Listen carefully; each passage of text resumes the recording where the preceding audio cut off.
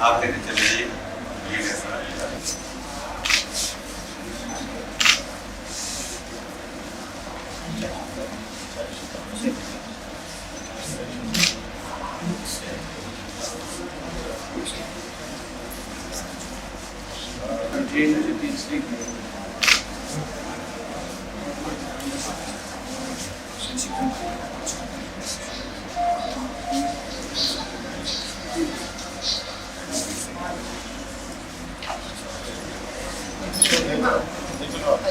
आप आ जाओ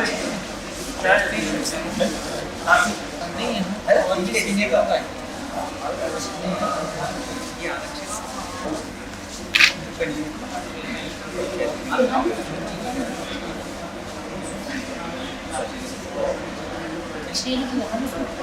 सामने भी है श्रेष्ठ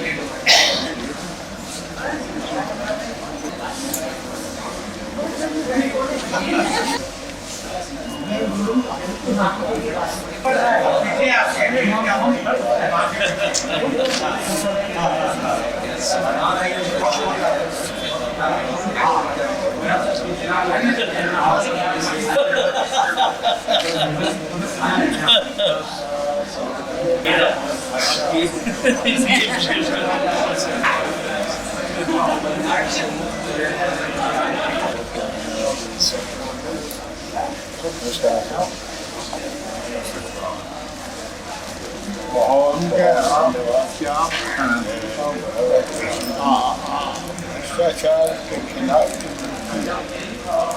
मैं खासकर इसलिए आज संयोग हमारा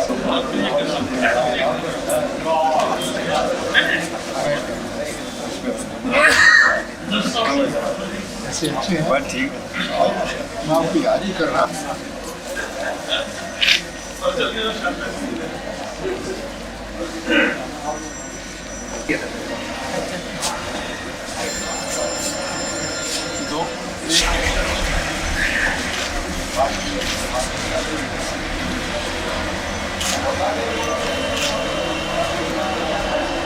लंबी यात्रा में चला ही रहा अभी जैसे आप संघर्ष यात्रा चल रही है हमारी।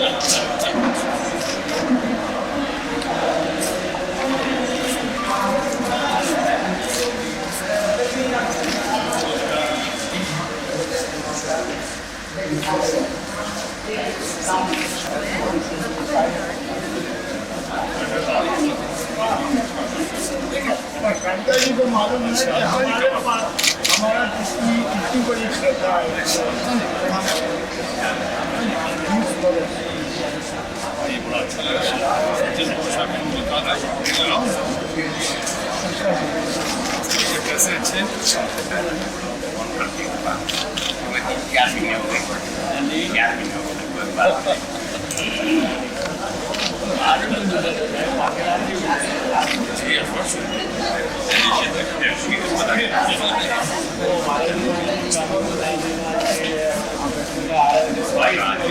इस संस्कार में आए हैं संस्कार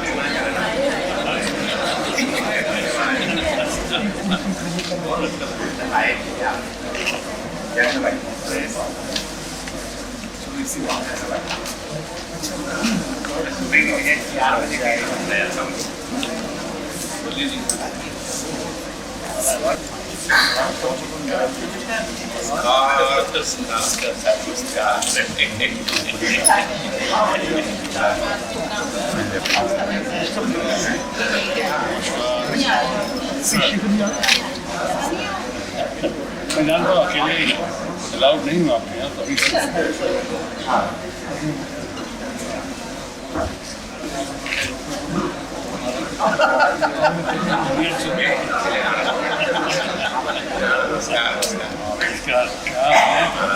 सीन से हो गया ठीक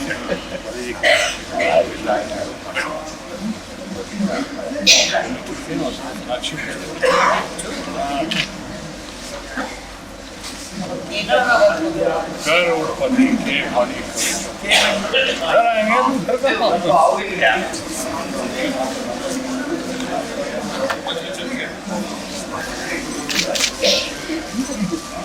एक बार हमने शॉल दिया तो आपका सामान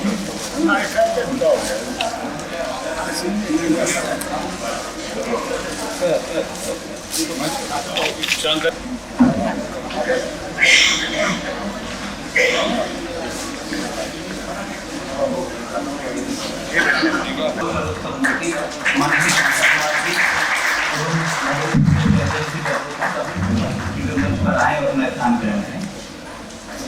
आज के कार्यक्रम से उनको व्यवस्थित रूप देकर एक पुस्तकाकार में हमने प्रकाशित किया है। प्रभात प्रकाशन का सदैव ये प्रयास रहता है कि वे अच्छी राष्ट्रवादी चिंतनशील पुस्तकों का प्रकाशित करें, और ये उसी श्रृंखला की एक कड़ी है। पुनः आप सबका हार्दिक स्वागत करता हूँ।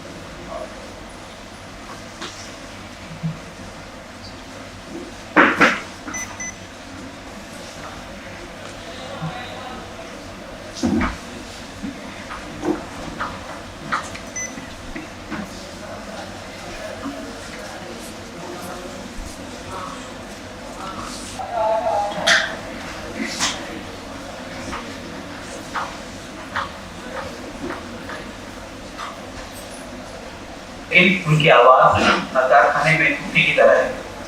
भ्रष्टाचार मिटाने के लिए एक प्रबल जनमत खड़ा करने की आवश्यकता है। किसी भी स्तर पर रत्ती भर भी भ्रष्टाचार सहन न करने की एक कठोर प्रवृत्ति की आवश्यकता है, तभी हमारे समाज से भ्रष्टाचार समाप्त हो सकता है। आज की सारी व्यवस्था राजनीतिक है। शिखर पर बैठे राजनेताओं के जीवन का अवमूल्यन हुआ है। धीरे धीरे सब कुछ व्यवसाय और धंधा बनने लग पड़ा।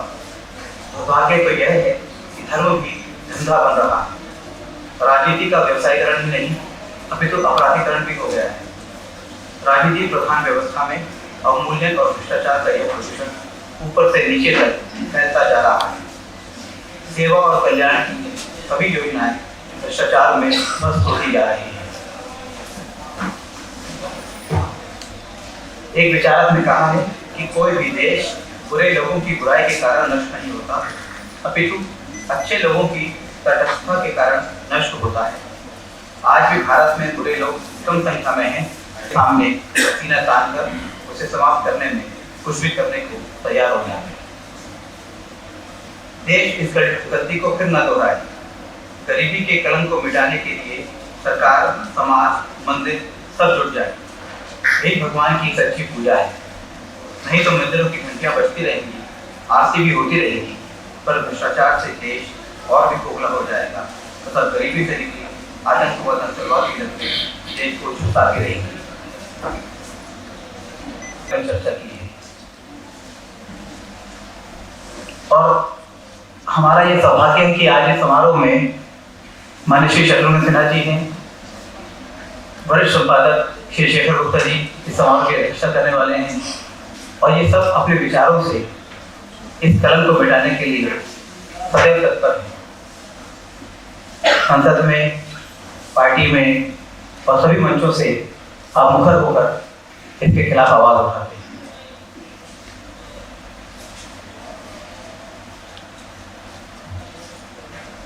श्रीमती संतोष शैलजा की कृति दीप शिखा का भी लोकार्पण यहाँ होगा।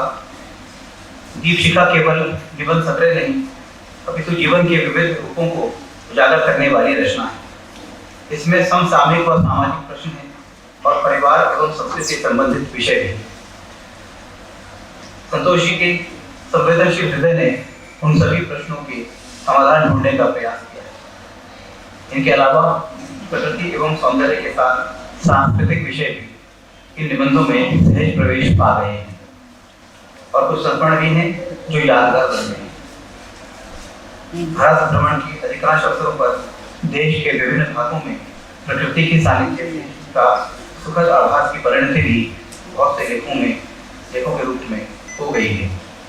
इस तरह यह कृति एक सहज मन की सहज अभिव्यक्ति एवं मनोरंजन से निबंधों का संकलन है। साथ हो गया, लेकिन देशवासियों की आकांक्षाओं के अनुरूप राजनीतिक व्यवस्था आगे नहीं बढ़ पाई। परिणामतः आर्थिक व्यवस्था चरमराने लगी।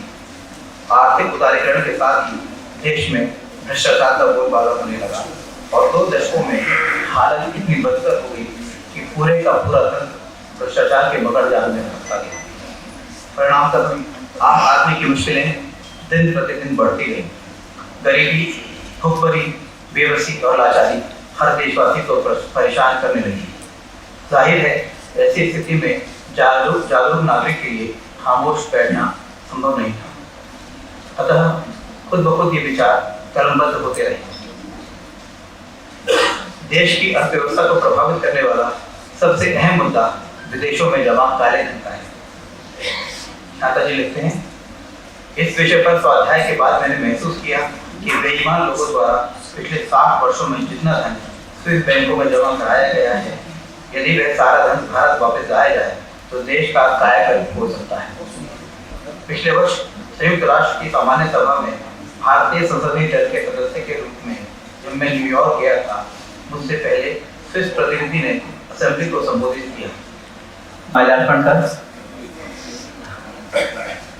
कार्यक्रम को शुभारंभ करें। कृपया प्रतिमा का माल्यार्पण करें।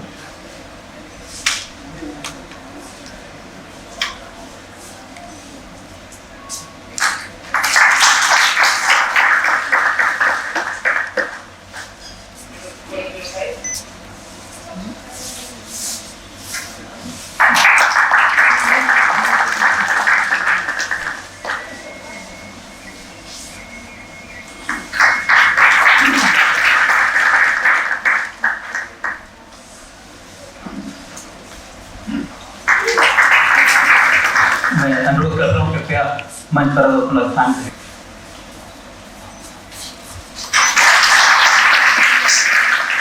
माननीय श्री शांता कुमार जी से अनुरोध है कि संसद के अपने साथी माननीय श्री शत्रुघ्न सिन्हा जी का स्वागत करें।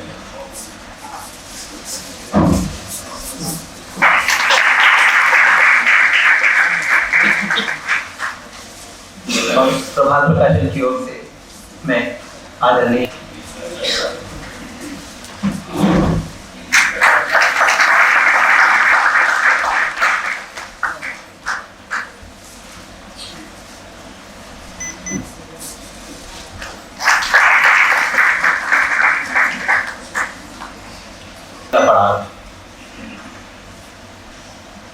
यह पुस्तक उनकी संवेदनाओं अनुभूतियों पर ऐसा जनमत खड़ा किया जिसने विवश कर दिया सरकार को घुटने टेकने के लिए। उन्हीं विचारों को बहुत सुंदर ढंग से माननीय शांता जी ने लेखनबद्ध किया है। इन दोनों पुस्तकों पर विस्तार से प्रकाश डाला है वरिष्ठ पत्रकार श्री सुशील राजेश जी ने। सुशील जी यहाँ हो तो कृपया खड़े हो जाएं। सुशील राजेश जी को विद्वजनों, मेरे मित्र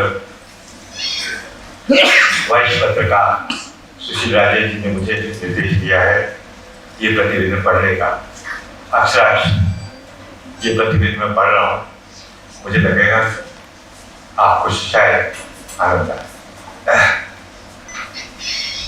सबसे पहले मैं शांता जी की रचनात्मकता को सलाम करता हूँ। बेशक अब उम्र थकने लगी होगी, कई मोह भंग हुए होंगे, व्यक्तियां शांता जी के भीतर भी पैदा हो रही होंगी, लेकिन उनका लेखन आज भी जारी है। उनका लेखन आज ज्यादा प्रासंगिक है। कई बार मुझे लगा कि सांसों की तरह लेखन भी शांता जी की जिंदगी की दिनचर्या है। मुझे सौभाग्य प्राप्त है कि पिछले 15 सालों में मैंने शांता जी की पीड़ा, व्यथा, तलखी, राग, चिंता और सरोकार प्रतिक्रियाओं को बेहद करीब से देखा है, महसूस किया है, बल्कि उनकी संवेदनाओं से साझा भी हुआ। इस संदर्भ में मुझे 2 प्रसंग हमेशा याद रहते हैं। भाजपा नेतृत्व ने शांता जी को कर्नाटक का प्रभारी बनाया था। वे बेंगलुरु गए, वहां के विधायकों, मंत्रियों और नेताओं से मुलाकात के दौरान शुरू हुए तो शांता जी को एहसास होने लगा कि राजनीति के स्वरूप से समझौता करना उनके लिए कठिन है। कर्नाटक का निष्कर्ष आज पूरे देश के सामने है। दूसरा प्रसंग ये है कि शांता जी को संयुक्त राष्ट्र संघ से भारतीय प्रतिनिधि मंडल का हिस्सा बनकर जाने का अवसर मिला। वहां भी मुद्दा भ्रष्टाचार और काला धन का था। स्विस सरकार के प्रतिनिधि ने भी उस बहस में हिस्सा लिया था। शांता जी ने भ्रष्टाचार और काला धन पर अपने वक्तव्य से उस माहौल को जो रंग दिया, वह अनुभव ही अद्वितीय था। पहली बार ये सवाल सामने आया कि काला धन पर भारत सरकार ही बचाव की मुद्रा है। उसी दौरान एक बैठक में मैंने शांता जी को कहा था कि भ्रष्टाचार पर उनकी किताब आनी चाहिए, जिसमें उनके राजनीतिक सामाजिक जीवन के अनुभव संकलित हो। लिहाजा यह पुस्तक आपके सामने। बेशक शांता जी ने भी 5 दशक से ज्यादा समय राजनीति के मकर जाल में गुजारा है, लेकिन वे कभी भी उसमें फंसे नहीं। नतीजतन उन्होंने अपना दामन बेदार रखा और ऐसे आलेख लिख सके जो इस किताब में संकलित हैं। भ्रष्टाचार और काला धन के अलावा गरीबी, अंत्योदय, अनाज, न्यायपालिका से जुड़े मुद्दों ने भी शांता जी की संवेदना को झकझोरा। गरीबों के बीच अनाज के वितरण को लेकर शांता जी सरकार से लगातार आग्रह करते रहे हैं। उनका मानना है कि इस तरह खुले में और भंडारों में जो अनाज गल सड़ रहा है वह किसी गरीब के परिवार की भूख शांत कर सकता है। दरअसल यह संकलन एक राजनेता के बेबाक अनुभवों का ऐसा सृजन है जिसे दुर्लभ करार दिया जा सकता है। शांता जी आत्मा और एहसासों से ही लेखक हैं, लिहाजा उनके लेखन पर भाषा का किसी भी तरह का बोझ नहीं है। कभी कभार कुछ ऐसे दिन उभरने लगते हैं जो शांता जी के कवि मन का भी आनंद देते हैं। कई प्रकार से ये पुस्तक एक दस्तावेज बन गई है, क्योंकि उसके आलेख प्रथम दृष्टया साक्ष्य हैं, वे अपने समय के शिलालेख भी लिखे प्रतीत होते हैं। लेकिन एक शख्स के उल्लेख के बिना शांता जी के लेखन का आग्रह अधूरा है। वह शख्स है शांता जी की धर्मपत्नी एवं लेखिका श्रीमती संतोष है। उनके निबंधों का संग्रह दीप शिखा भी आपके सामने है। कविता, कहानी, उपन्यास के बाद शैलजा जी के सृजन का नया रूप सामने है। शांता और शैलजा एक दूसरे के लिए प्रेरणा के स्रोत हैं। सुबह योग, व्यायाम, सैर और फिर नींबू वाली चाय के बाद दोनों ही अनेक ज्वलंत मुद्दों पर गुफ्तगू करते हैं। जीवन के ऐसे पल उनके अपने हैं, लिहाजा लेखन और विषय उनके रचनात्मक साझापन की अभिव्यक्ति लगते हैं। मुझे लेखिका का भी अधिकार साहित्य पढ़ने का सौभाग्य प्राप्त हुआ। इससे पूर्व कि दीप शिखा के निबंधों पर मैं संक्षेप टिप्पणी पढ़ूं, लेखक दंपति की रचना धर्मिता को लेकर 2 रोचक टिप्पणियां प्रस्तुत हैं। हर दंपति के हिस्से में धूप और छांव आते हैं। शैलजा जी ने शांता जी के हिस्से की छांव को सदैव शीतलता प्रदान की है। शांता जी पहली बार मुख्यमंत्री बने, पत्नी का करवा चौथ का व्रत था। शांता जी दिल्ली में थे और पत्नी पालमपुर में थी। चांद को देखकर व्रत तोड़ना था। पत्नी के आग्रह को ठुकरा न पाए, फोन पर सांत्वना की पंक्ति सुनाई दी, चांद निकलने तक घर पहुंच जाऊंगा। यह चांद शैलजा की कविताओं में भी उतरा। इमरजेंसी के दिन थे, शांता जी जेल में थे। शैलजा के पत्र ही परिवार को जोड़े हुए थे।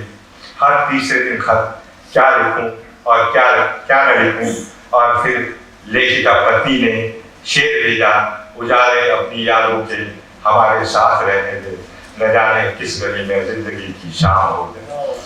लेखक पति का जवाब आया, तुम्हारे प्यार की पाती रहे इस जेल में आती, न जाने कौन सी पाती तुम्हारे पास ले आ।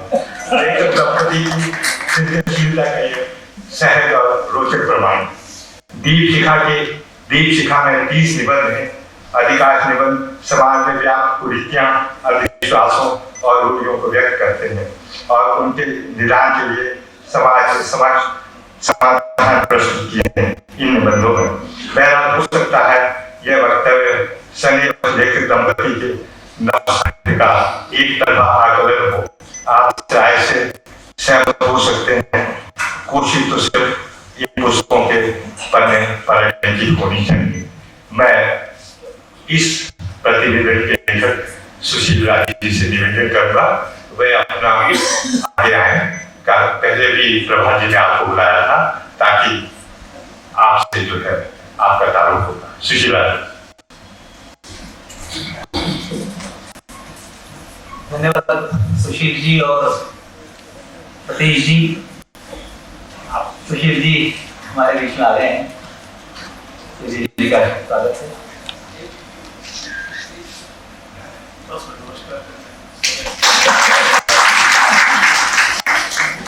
कार 8750 मारुति वो बीच मार्ग में बाधा उत्पन्न कर रही है। ठीक है,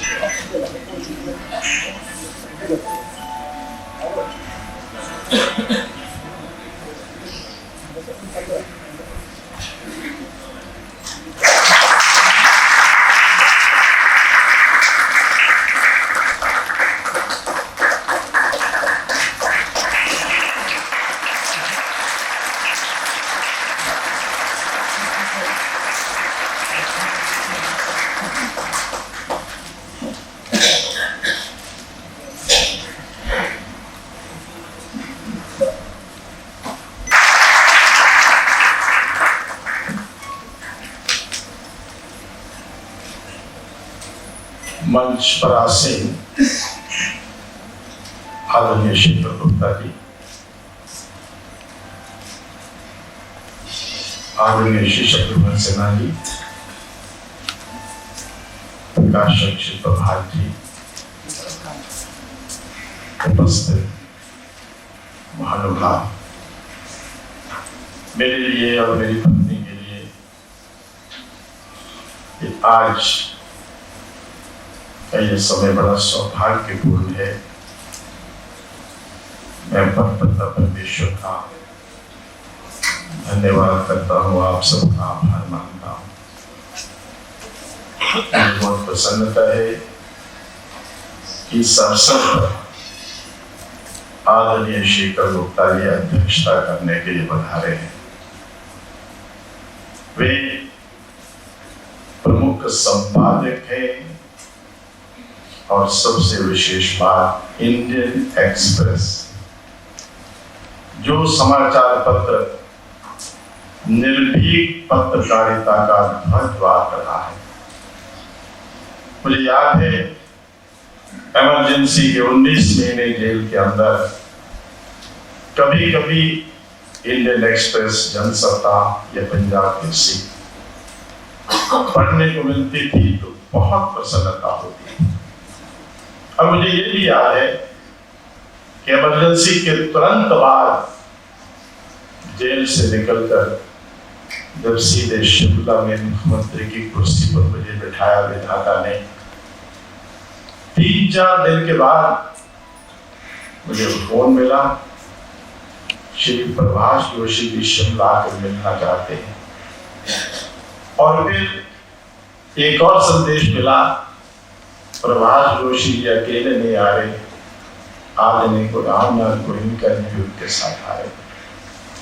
मैं पहले कभी मिला नहीं था, आए, मिले, लंबी बातचीत हुई, बहुत अच्छा लगा, बहुत अच्छा लगा। क्योंकि इमरजेंसी के दिनों में उनके बारे में बहुत कुछ सुन रखा था। मुझे याद है जाते समय गोयनका जी ने एक बात कही थी, एक बात याद रखना, कितना और कैसा संघर्ष करके ये सरकारें बनी है, उस भावना को संभाल रखना। मुझे प्रसन्नता है कि उस इंडियन एक्सप्रेस के संपादक आज अध्यक्षता करने के लिए पधारे हैं। लोकार्पण किया शत्रुघ्न सिन्हा जी ने, मेरे बहुत पुराने मित्र हैं। 1977 में जब मैं मुख्यमंत्री बना था, सर्दी का मौसम था, बर्फ पड़ रही थी, वो शूटिंग के लिए आए थे। संयोग से परिचय हुआ, परिचय मित्रता में बदला और तब से लेकर एक पारिवारिक मित्र के रूप में शत्रुघ्न सिन्हा जी के साथ मेरी मित्रता भी रही है, प्यार भी रहा है। और राजनीति में होते हुए भी कभी कभी जब सच कहने की गलती करता हूं तो जो मित्र मुझे सांत्वना देते, साथ देते हैं, उनमें शत्रुघ्न सिन्हा एक है।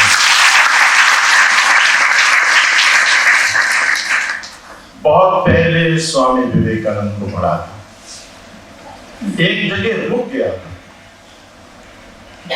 जब मैंने ये पढ़ा कि स्वामी विवेकानंद ने पूरे देश की गरीबी को देखकर घोषणा की, हे प्रभु मुझे मोक्ष नहीं चाहिए, जिसने सब कुछ मोक्ष के लिए छोड़ दिया, घर परिवार, उसने कहा प्रभु जब तक भारत का प्रत्येक व्यक्ति पर कोई पूजन नहीं कर देता मुझे मोक्ष नहीं चाहिए। दरिद्र नारायण की बात कही। जेल में जब मैं विवेकानंद साहित्य पढ़ रहा था तब बड़ा हैरान हुआ। मुझे नहीं याद दुनिया में कोई ऐसा सन्यासी होगा जिसने मोक्ष के लिए सब कुछ छोड़ा, लेकिन अपने देश के लोगों के, गांव की, झोपड़ी की गरीबी को देखकर उस मोक्ष को भी छोड़ दिया था। गांधी जी को पढ़ा था, अंत्योदय की बात पढ़ी थी और मुख्यमंत्री बनने पर सबसे पहले अंत्योदय कार्यक्रम शुरू किया था। गरीबी, असमानता, इस संबंध में सोचते सोचते सोचते और दिल्ली में भी जब सरकार बनी तब भी हमने अंत्योदय अनिवार्य शुरू की। एक विचित्र स्थिति देश के अंदर, एक तरफ चमकती अमीरी, एक तरफ तरसती बिलखती गरीबी। दुनिया के 12 अमीर देशों में भारत का नाम, प्रतिदिन करोड़पतियों की संख्या बढ़ती हुई और दूसरी तरफ भयंकर गरीबी। इस पर चिंतन मनन करता रहा, लिखता रहा और बाद में ये एहसास हुआ कि सबके पीछे सबसे बड़ा कारण भ्रष्टाचार का है। उस पर भी देखने की कोशिश की। जैसे कहा कि राष्ट्रसंघ में भी जाने का मौका मिला और वहां हैरानी हुई कि दुनिया भर के अंदर प्रमुख देश भ्रष्टाचार के खिलाफ संघर्ष कर रहे हैं, प्रयत्न कर रहे हैं। आज भारत में भ्रष्टाचार सबसे अधिक है, लेकिन भ्रष्टाचार समाप्त करने की कोशिश बहुत कम है। इन्हीं बातों पर मनन चिंतन करते कुछ लिखा गया है, वो आज आपको हिंदी साहित्य को समर्पित है।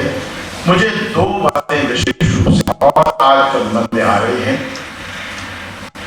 आज भ्रष्टाचार की चरम सीमा पर है, सारे रिकॉर्ड टूट गए हैं, लेकिन भ्रष्टाचार के खिलाफ लोगों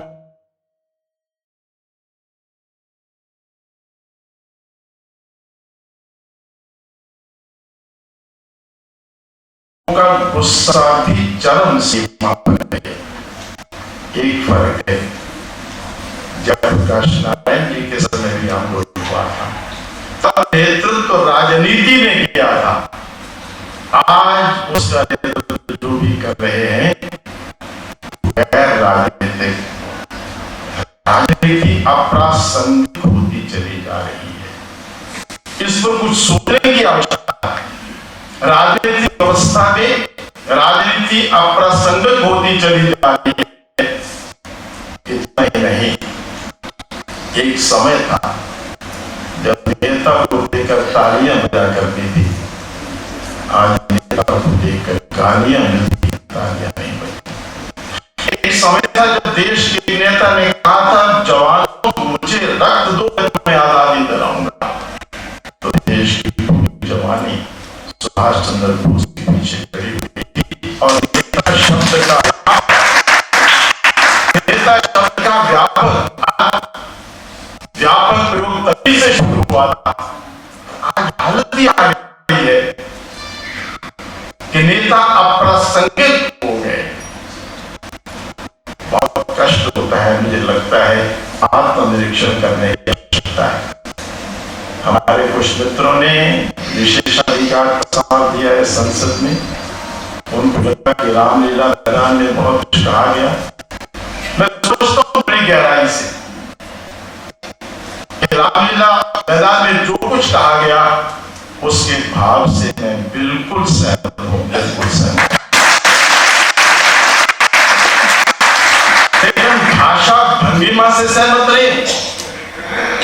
किसी और भाषा में दो बात कही जा सकती थी, ये ध्यान को रखना चाहिए। लेकिन भाव गलत नहीं है, भाव बिल्कुल गलत नहीं है। चाहूंगा हमारे विशेषाधिकार का प्रस्ताव वापस लें। एक और मेरे मन में बात आती है कि विशेषाधिकार केवल हम नेताओं का है, देश के करोड़ों लोगों का क्या कोई अधिकार नहीं है? क्या करोड़ों लोगों का ये विशेषाधिकार नहीं है कि 2 वक्त की रोटी इज्जत की सबको मिले? क्या गरीबी दूर हो? 60 साल के बाद देश पहुंचा कहां? उन करोड़ों लोगों का क्या ये विशेषाधिकार नहीं है कि जीने की मूलभूत आवश्यकताएं उनकी पूरी हो? किस किस्म की खबरें सुनने को मिलती है? अन्न पैदा करना किसान खुदकशी करने पर मजबूर होता है, आत्महत्याएं होती है, गरीबी है। 77 करोड़ लोग 20 रुपए प्रतिदिन पर गुजारा करते।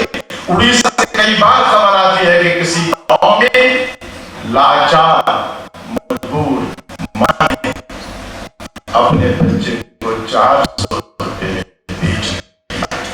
क्या उनका विशेषाधिकार नहीं? उन करोड़ों लोगों के विशेषाधिकार की रक्षा कौन करेगा? जिनको उनके विशेषाधिकार की रक्षा करनी थी, आज वो अपने विशेषाधिकार के लिए की कोशिश कर रहे हैं। इतना ही कहना है कि एक समय आ गया है, हम सब बड़े लोग आत्मनिरीक्षण करें, सेल्फ इंट्रोस्पेक्शन करें। वैसे की बात है कि जनमत जागृत होने के बाद, मीडिया के जागृत होने के बाद और न्यायपालिका के बाद देश में परिवर्तन की हवा चल रही है। और मुझे लगता है अब पारदर्शिता का युग आएगा, उसको कोई रोक नहीं सका। इसी दिशा में जो कुछ सोचा वो आपके सामने। मैं अपनी तरफ से, अपनी पत्नी की तरफ से आपका सबका, प्रकाशक महोदय का, अध्यक्ष महोदय का, शत्रुघ्न सिन्हा जी का बहुत बहुत धन्यवाद करता हूं। आपके यहाँ आने से हम लोगों को और अधिक लिखते रहने की प्रेरणा मिलेगी। एक शब्दों के साथ बहुत बहुत धन्यवाद आपसे। आज के कार्यक्रम के मुख्य अतिथि माननीय श्री शत्रुघ्न सिन्हा जी एक कुशल और लोकप्रिय नेता है। उसके बाद आपसे राज्य आए केंद्रीय मंत्री, वर्तमान में लोकसभा सांसद हैं। जैसे हमारे शांति भ्रष्टाचार के मुद्दे पर खुलकर बोलने और अपने स्पष्ट राय रखने के लिए वे खूब समय रहते हैं। मैं उनसे अनुरोध करता हूं कि कृपया अपने विचारों से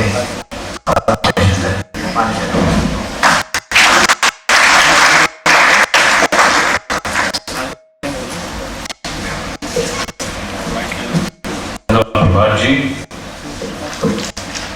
मंच मेरे बड़े भाई, पारिवारिक मित्र शांता कुमार जी, भाभी शैलजा जी, मेरे बहुत पुराने संघर्ष के दोस्त और महान नायक रामनाथ गोयनका जी के सुपुत्र शेखर गुप्ता जी, उपस्थित इस कार्यक्रम में आप तमाम भाइयों बहनों को, विद्वांजनों को मैं नहीं कि आपका शत्रुघ्न सिन्हा, कुछ लोगों के नजरों में आपका अपना बिहारी बाबू, आपको प्रणाम करता हूँ, आपका हार्दिक अभिनंदन करता हूँ। आपने बहुत मान सम्मान दिया मुझे इस लोकार्पण के कार्यक्रम बुलाकर। दरअसल पढ़ाई लिखाई में मैं कभी बहुत अच्छा नहीं रहा हूँ, वैसे तो अच्छा मैं किसी मामले में नहीं रहा, लेकिन साहित्य में मेरी रुचि रही है। और लेकिन इतनी कि मैं लाखन का मुख्य अतिथि बन जाऊं। ये तो शांता जी और भाभी का बहुत बचपन है कि उन्होंने मुझे बुलाया इस कार्यक्रम में। इसलिए सबसे पहले मैं क्षमा चाहूंगा, क्षमा चाहता हूं कि मैं अपनी तमाम अच्छी कोशिश के बावजूद बहुत जमाने के बाद इस कार्यक्रम में समय से पहले आ गया। और मेरे दोस्त शेख गुप्ता का बहुत आभारी हूँ, इन्होंने छोटी लड़की के आगे बड़ी लड़की खींची। ये व्यस्तता की वजह से उड़ाने में देर रही, तो वाकई लगा कि मैं समय से बहुत पहले आ गया। हालांकि शांता कुमार जी के बहुत अच्छे अंतरंग मित्र हैं और भारत के बहुत मशहूर निर्माता निर्देशक कलाकार मनोज कुमार जी, जो बहुत बढ़िया देशभक्ति की फिल्में दी हैं देश को, उन्होंने मेरे बारे में कहा था कि शत्रुघ्न सिन्हा बहुत लेट लतीफ है, बहुत लेट आता है। इसके घर का नाम रामायण है, 4 भाई हैं, राम लखन भरत शत्रुघ्न।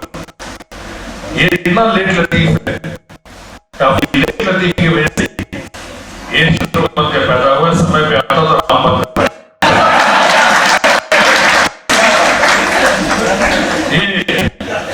ये और शांता जी से कोई बात का पता है, लेकिन शांता जी उनके परिवार का वो चुप मैग्नेटिज्म, वो जबरदस्त भाव कि मैं डर के मारे खास पटना से आता हुआ दिल्ली से सीधा यहाँ चला रहा हूँ। मेरी हिम्मत नहीं हुई कि यहाँ पे उस परंपरा को बताता हूँ लेकर इससे आज समय से पहले। दूसरी बात इनके चरित्र के बारे में कुछ कहना,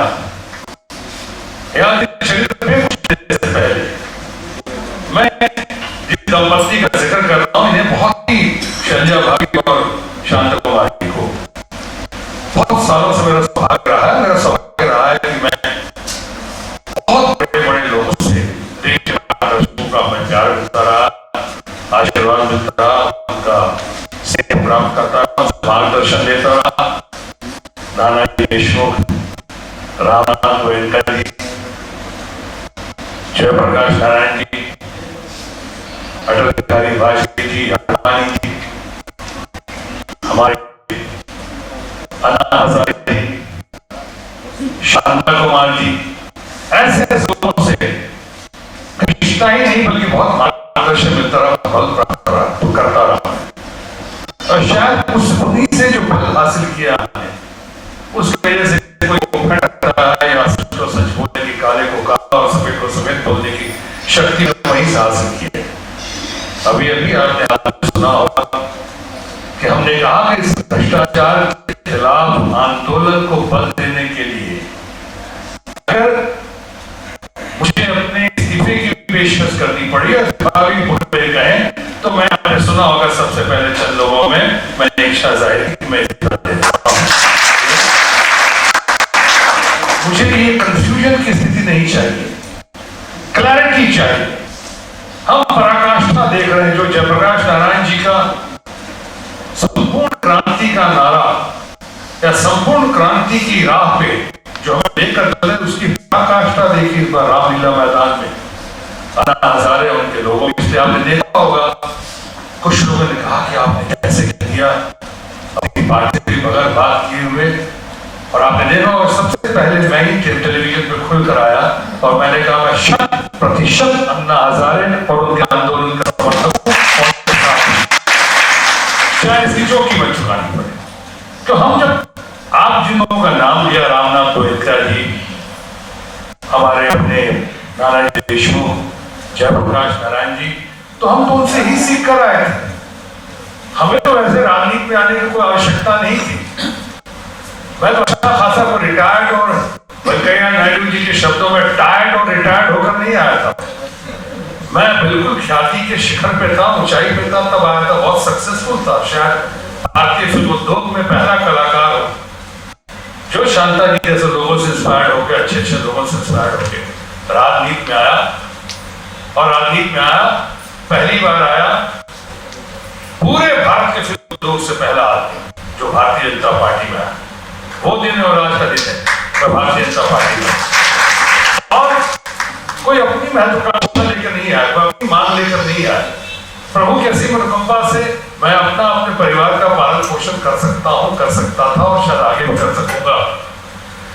हालांकि भ्रष्टाचार इतनी बढ़ गई है, कभी कभी शक होता है कि अगर उसमें शामिल न हो ऐसा इंसान तो कैसे कर पाएगा, वो अलग इशू है। लेकिन हम जैसा इंसान, खासकर मैं शामिल नहीं हो सकता, क्योंकि मैं लोगों के लिए आया, कोशिश की।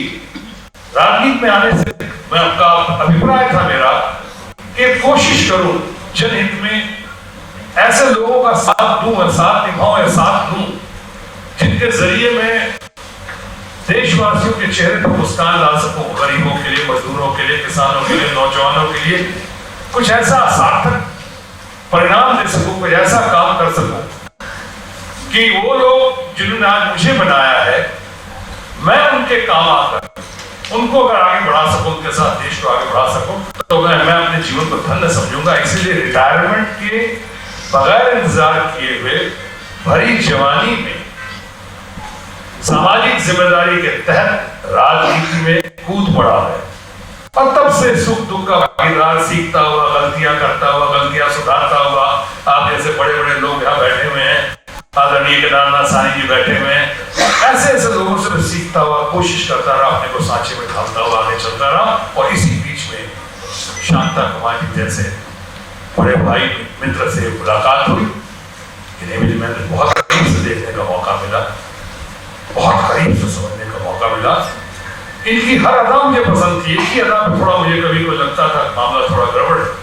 इतने अच्छे हैं, चिंतक हैं, विद्वान हैं और भरपूर परिवार कितना अच्छा है, भाभी इतनी अच्छी है। उसके बावजूद मैं देखता था 3 आदमी के चेहरे पे पार्लियामेंट में मुस्कान की कमी थी। तो एक तो आप जानते हैं किन कारणों से, वो तो प्रधानमंत्री है मनमोहन सिंह जी, उनको मुस्कुराता हुआ देखना तीसरा क्या 8वां चौकार होगा। दूसरे हमारे बड़े भाई अच्छे नेता है हमारे आदरणीय जसवंत सिंह जी, उनके भी कारण समझ सकता हूँ। लेकिन शांता जी के चेहरे पर मुस्कान बहुत कम, बहुत दिनों में बहुत कम मुस्कान देखी। अब थोड़ा मुस्कुराते हैं, लगता है यहाँ और सामने वीडियो है और फोटोग्राफ होंगे, इसलिए मुस्कुराना इनका राष्ट्रीय कर्तव्य बन चुका है। लेकिन मैंने कहा ऐसा क्यों? जैसा जिक्र किया प्रभात जी ने तकरीर में, इनकी वेदना, इनकी चिंता, जिस तरह से इनके चेहरे पर बहुत पारदर्शक, एकदम चेहरे पे साफ दिखाई पड़ता है, इनके दर्पण की तरह। और मैं इससे बहुत प्रभावित हुआ। सिर्फ एक जगह नहीं हुआ, मुस्कुराहट के मामले में एक आध जगह और भी नहीं हुआ। इनके परिवार को, खासकर इनको बहुत सुखी दंपत्ति कहते हैं। हमारे शांता भाई को, शैलजा भाभी को, हमें भी मुंबई में खासकर बहुत लोग हैप्पीली मैरिड के नाम पे कहते हैं बस भारतवर्ष के फिल्म उद्योग में एक ही परिवार है, शत्रुघ्न सिन्हा, उनकी पत्नी Shrimati Poonam Sinha, happily married couple. हालांकि मैं इस बात से इनकार करता हूं, मैं हमेशा कहता हूं कि there is no such expression as happily married. A man can be either married or happy. He can't be both. आदमी या तो शादीशुदा हो सकता है या खुश हो सकता है, दोनों नहीं हो सकता है। लेकिन हमारे मामले में तसल्ली है कि मैं शादीशुदा हूं और मेरी पत्नी खुश है। लेकिन यहाँ दोनों खुश हैं, कमाल एक दूसरे के पूरक है। मेरी जिंदगी में थोड़ा डर है, इनकी जिंदगी में कोई डर नहीं, बिल्कुल निडर है, क्योंकि एक दूसरे पे शक नहीं है, साथ साथ सेल करते हैं। मेरी जिंदगी में शादी के बाद मेरी पत्नी ने मुझे पकड़ लिया और कहा कि बहुत हो गया, वो अब शादीशुदा है, कर लिया काफी आपने। और न्यू ईयर से कहा था उन्होंने कहा कि आज के बाद इधर बी गुड और बी केयरफुल। वो दिन और आज का दिन है, मैं केयरफुल हूं। मेरी पत्नी ने एक बार और कही मुझे शादी के बाद, शादी के पहले तो समझ सकता हूं जिंदगी में रोमांस होते हैं, मेरी शादी के बाद फिर कहीं पकड़ लिया और उन्होंने कहा आखिरी वार्निंग दी मुझको कि देखिए अब आप शादीशुदा हैं, शर्म कीजिए, बच्चे भी हैं, आज के बाद उस समय लव कुश थे, सोनाक्षी नहीं थी, लव कुश थे, उन्होंने कहा आज के बाद शर्म कीजिए, बच्चे हैं और आप ये हरकत कर रहे हैं। आज के बाद अगर मुझे किसी और लड़की के बारे में आपका पता चला तो देख लीजिएगा, फिर मुझसे बुरा कोई नहीं होगा। वो दिन और आज का दिन मुझे पता नहीं चलने दिया। ये मेरा चाल चरित्र चेहरा, ये मेरा चाल चरित्र है, लेकिन इनका ऐसा नहीं। मैं इस वक्त सर्टिफिकेट ये इशू कर सकता हूँ, ये कमाल करता है उसका पेड़, और फिर सही मायनों में पारिवारिक जीवन में भी बिल्कुल प्रेरणा स्रोत है। मील के पत्थर कह सकते हैं आप, एकदम एक रेयरली कभी कोई ऐसा कपल, या मैं समझता हूँ ऐसा परिवार, खासकर आज के दिन ये पारिवारिक जीवन में भी, बाकी जैसे राजनीतिक जीवन है, सामाजिक जीवन है, पारिवारिक जीवन में जहाँ मिलावट देख रहे हैं, गिरावट देख रहे हैं, वहाँ पे कमाल का परिवार है। मैं बहुत बहुत नतमस्तक होकर आपको और आपके पूरे परिवार को प्रणाम करता हूँ। जहाँ तक लिखने की बात है, मैंने खुद कहा कि साहित्य में रुचि तो है, पर इतना काबिल भी नहीं हूँ कि मैं इनकी लेखनी पे, इनके चिंतन पे रोशनी डाल सकूं। लेकिन हाँ, मैं इनका बहुत बड़ा समर्थक हूँ, क्योंकि ये सिर्फ बेदाग ही नहीं है, छवि बहुत अच्छी से है, यही बात नहीं है, बल्कि ये शांता कुमार जी का ट्रैक रिकॉर्ड, शांता कुमार जी को भी जो सच को सच कहने का और कई बार कीमत चुकानी पड़ी, और शायद कुछ हद तक आज भी चुका रहे हैं। क्योंकि मुझे ऐसे कार्यक्रम में कम बुलाया जाता है, ये बात अलग है कि शांता कुमार जी को आजकल बहुत सारे कार्यक्रम में नहीं बुलाया जाता है।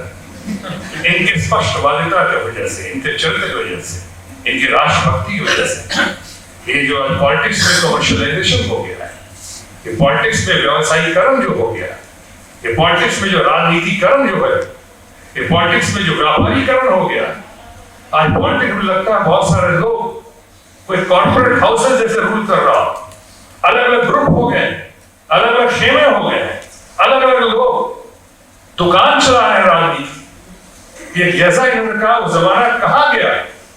तुम मुझे खून दो, मैं तुम्हें आजादी दूंगा। वो जमाना कहाँ गया जब लाल बहादुर शास्त्री कहते थे कि सोमवार के दिन अनशन करो तो पूरा देश अनशन करता था। आज अनशन के लिए खुद अनशन करके पूरे देश को उद्दीलित किया सही दिशा में अन्ना हजारे ने।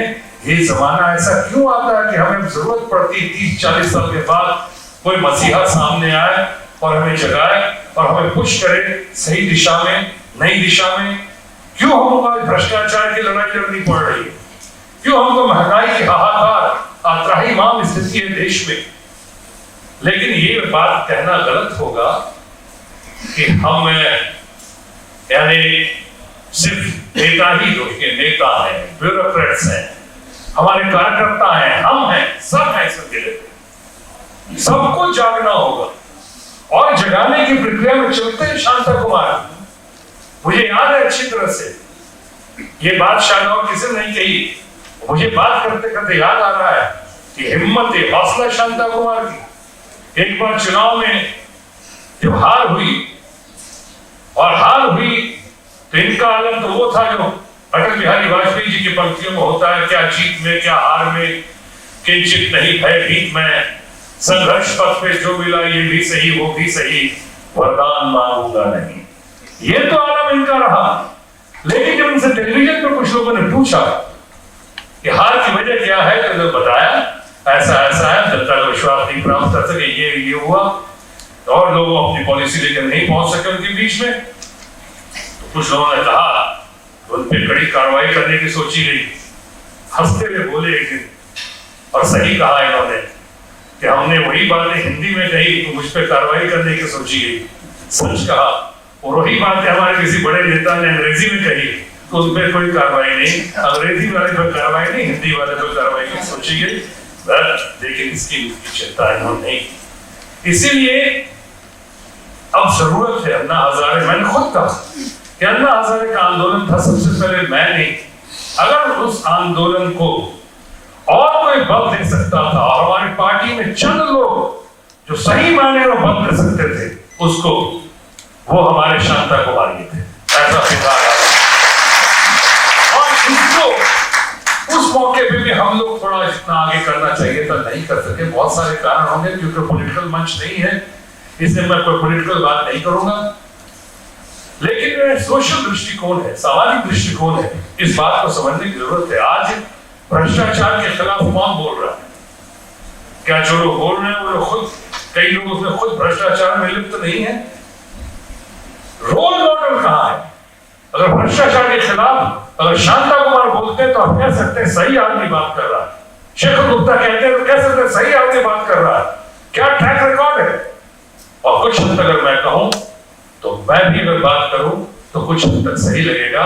इसलिए आज तक आप मेरी बात से सहमत हो या नहीं सहमत हो, शत्रुघ्न सिन्हा के ऊपर आज तक कोई किसी किस्म का आरोप नहीं है, ना भ्रष्टाचार। लेकिन यहां तो वो लोग बातें कर रहे हैं जिनकी दुकानें खुली हुई है, और दुकानें जिनकी खुली हुई है वो किन कारणों से कर रहे हैं, किन बातों से कर रहे हैं, इनको भी समझना बहुत जरूरी है। मैं इनसे सहमत हूं। तो एक बात और भी उन्होंने कहा कि विशेषाधिकार का मामला है, मैं भी करवा के प्रार्थना करूंगा। अरे इतना अपनी खीस, अपना गुस्सा देर से आए उस मौके पे, तब तक बाजी दूसरे लोगों ने मार ली। इस वजह से आप मत करो। उनका एक्सप्रेशन गलत हो सकता है। रामलीला मैदान में जिन लोगों ने ऐसे, पर उनका इंटेंशन गलत नहीं था।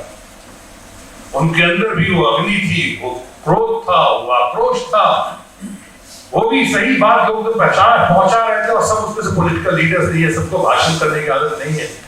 तो चार बातें नहीं, तो बड़े बड़े मंदिरों से और मस्जिदों से, मस्जिद के भी इमाम हो के फलाना क्या क्या बातें नहीं कर जाते हैं।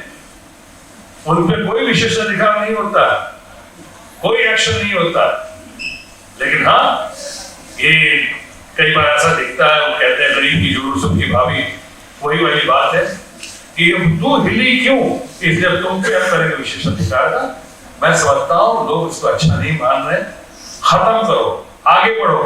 और दूसरी बात, राइट टू रिकॉल। कोई मदमस्त हाथी की तरह कोई नेता सिर्फ ना माल कमाता जाए, उसकी चाल बदलती जाए, जुल्म और ज्यादती करता जाए, गुंडागर्दी करता जाए, भ्रष्टाचार की पराकाष्ठा को पार कर जाए, तो मैं समझता हूं सही डिमांड है ऐसे नेताओं को, ऐसे एमपीओ को राइट टू रिकॉल करना चाहिए। क्या तरीका होना चाहिए? उसमें हमारे बैठे में बहुत बड़े दोस्त हैं, हमारे बहुत ज्ञानी गुणी हैं, शेखर गुप्ता है जैसे लोग, शांता कुमार जी, ऐसे लोग उसमें फैसला करें क्या तरीका होना चाहिए। पर किसी को, मुझे भी हक नहीं है कि मैं अपनी चाल चलता रहूं, मनमानी करता रहूं, ज्यादतियां करता रहूं, जुल्म करता रहूं और 5 साल का जनता इंतजार करे ना। अगर हम भी गलत करते हैं तो एकदम राजनीतिक तरीके से, सामाजिक तरीके से धक्के मार के वापस बुला लेना चाहिए, कोई हक नहीं है। आज के इस कार्यक्रम में मैं शांता कुमार जी को, शैलजा भाभी को, उनके पूरे परिवार को, और खासकर जो आपने अपनी लेखनी तरह पेश किया है कड़वा सच भ्रष्टाचार का, उसके लोकार्पण पे मैं आप लोगों के साथ साथ, आपके परिवार के साथ साथ तमाम लोगों को बहुत बहुत बधाई देता हूं। और जाने से पहले यही अपील करता हूं, आप लिखिए जरूर, मगर बोलते रहिए। अब खड़ी आ गई, अब सिर्फ लिखने से ही काम नहीं चलेगा, जोरदार तरीके से आप बोलते रहिए। हम तमाम लोग आपके साथ हैं और मैं आपका अपना भाई शत्रुघ्न सिन्हा, बिहारी बाबू आपके साथ था, आपके साथ है और आपके साथ रहूंगा।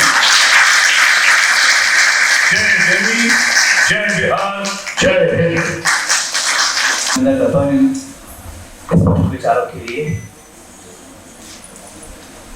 आज के इस सारस्वत समारोह के अध्यक्ष आदरणीय श्री शेखर गुप्ता जी एक प्रखर पत्रकार हैं, वरिष्ठ संपादक हैं, और आज के इस समय में जब पत्रकारिता में नैतिक मूल्यों का ह्रास हो रहा है, ऐसे में शेखर गुप्ता जी जैसे लोगों का होना एक विश्वास पैदा करता है, एक आशावाद पैदा करता है कि हाँ, सब कुछ बिगड़ा नहीं है। कुछ लोग हैं जो जमीन से जुड़े हुए हैं, भारतीय सरोकारों के प्रति उनके मन में एक वेदना है, एक चेतना है, और उस चेतना को जागृत करने के लिए, हमें आह्वान करने के लिए मैं आदरणीय शेखर जी से अनुरोध करता हूँ कि आए और अपना अध्यक्ष बोल दें। आदरणीय शेखर बोल दें।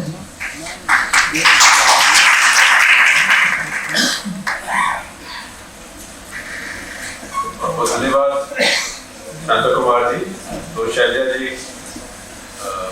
शत्रुघ्न भाई, प्रभात जी, मैं बहुत आभारी हूँ आपने मुझे इस लायक समझा कि मैं ना सिर्फ यहाँ पे इस कुर्सी में बैठूँ इस मंच के ऊपर, बल्कि बाद में आप सबके सामने एक छोटा सा भाषण देने की भी हिम्मत करूँ। मैं जब आ रहा था मुझे ऑफिस में लोग छेड़ रहे थे कि भाई बार हिंदी बोलोगे कि इंग्लिश में बोलोगे, हिंदी में बोल सकते हो। मैंने कहा हिंदी की क्या कि प्रॉब्लम तो इंग्लिश में है, हिंदी तो हम संभाल लेते हैं। बहुत आभारी हूँ, मुझे लगा भी कि क्यों बुलाया, और हमें अब कुछ बात मुझे समझ आई, क्योंकि आज पर कुछ समय से ऐसे हो गया है कि जिसको शादी में जाना पड़ता है कहीं पे या किसी के समारोह में चले गए तो कई बार डर लगने लगता है। पहले तो एक पब्लिक फिगर को डर लगना शुरू हुआ, फिर कुछ हमको भी लगने लगा कि कहीं जा रहे हैं 8 आदमी का फोटो खिंचाइए। आपने फोटो खिंचाई, 1 साल के बाद उनमें से एक आदमी पकड़ा गया, कोई स्मगलर या कोई फिर बोलेंगे सो एंड सो, तो उसके बाद जो मर्जी करिए, वो कहीं ना कहीं वो फोटो घूमती रहेगी, तो सब जगह डर लगता है। तो हमने सोचा शायद आपके लेखकों ने भी हमारे सोचा कि कल 2 नेता पुराने असली, और कल को पता नहीं वो कहाँ पकड़े गए। तो यही फोटो बताएंगे कि जो आज जेल गया है वो एक दिन इनकी किताब रिलीज करा था, तो सेफ तरीके यही है, सुरक्षित एक अभिनेता को बुला ले और एक पत्रकार को बुला ले, तो रिस्क फ्री है। लेकिन अभिनेता तो ये कम से कम अगर जेल जाते हैं तो सिर्फ फिल्मों में जाते हैं, और अगर वो अच्छा रोल करते हैं तो वो निकल के आते हैं ठीक ठाक, और बुरा रोल करते हैं तो बाद में वो मारे जाते हैं हीरो द्वारा। लेकिन पत्रकार जो है अब तक सेफ थे, लेकिन शांता कुमार जी अब पत्रकारों पे जरा सोच समझ के बात कीजिएगा, क्योंकि पीछे जैसे समाज में कोई फर्क नहीं होता, तो ये नहीं कह सकता कि समाज में IAM को ज्यादा मौका मिलता है, वो भी आधी फीस कैश में लेते हैं और फिर कहते हैं ब्लैक मनी वापस लाओ। जो लोग शोर कर रहे हैं बहुत, जो कि ब्लैक मनी वापस आओ, अब उनकी भी जरा डिलीजेंस हो जाए तो मामला पेचीदा हो जाएगा। और वैसे डॉक्टर भी करप्ट होते हैं, तो ये समस्या सिस्टम में होती है, और उसी सिस्टम में जो इम्यून सिस्टम होता है, हमारे नाक में भी धूल चली जाए तो छींक आती है, क्योंकि एकदम हमारी बॉडी उसको रिजेक्ट करती है। ऐसे ही जो इम्यून सिस्टम किसी समाज का होता है, उसमें कुछ लोग होते हैं जो खड़े होकर कहते हैं मैं ये नहीं मानूंगा। उन्हीं में से हमारे शांता कुमार जी हैं, क्योंकि आप देखिए कि चाहे गुजरात का मामला था, बीजेपी में मैं देख रहा हूँ कि ये बहुत बीजेपी की ऑडियंस है, तो ये बात बहुत रेलेवेंट है। मैं कहता हूँ कि बीजेपी में सिर्फ 2 ही नेता थे जो खड़े होकर बोले कि जो गुजरात में हो रहा है वो गलत हो रहा है। कौन थे? एक अटल जी थे और एक शांता कुमार जी थे।